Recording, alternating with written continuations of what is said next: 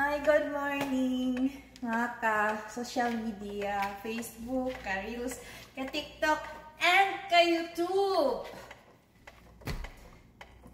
Honey, akong attire for today, red jacket, para makontra na ko tong yellow color. And my socks is red. And my bra is red.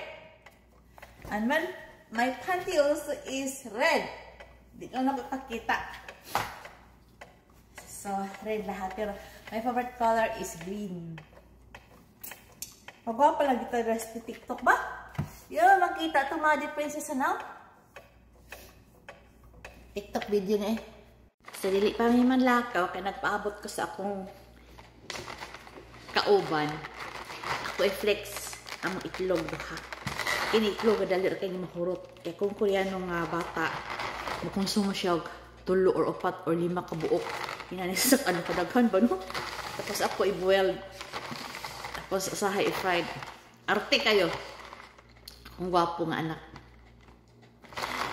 Ini siya, ako ni baligya. Panuktok lang mo sa pultahan kay mamaligya na ko inig usa-usa. Joke lang. Tapos ako for the flex among dawa. Dawa man ni. Ini siya.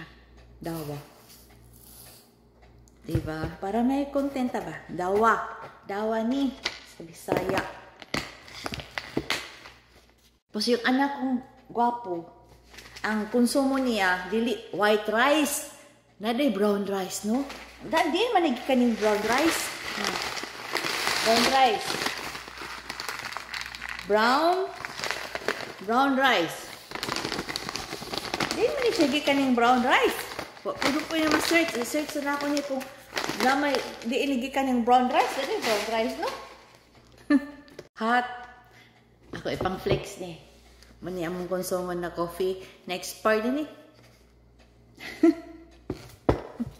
Diyan ni almond. Para sa niya sa anak. Para lang pangkuan ba? Content. Last to flex kini. Mani tubig. Mani uso dires Korea. Water purifier. So, nag-connect niya siya dito sa gripo. Gini siya.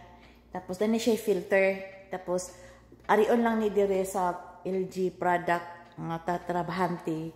Ilisan niya ni filter or ilihalan ni limpiyuhan. Kini siya.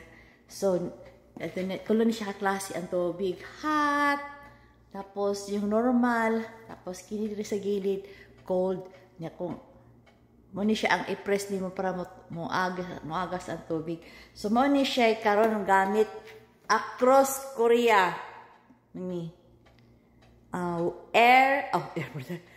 Water purifier. Muna siya. Yan lang. Have a nice day. Love you.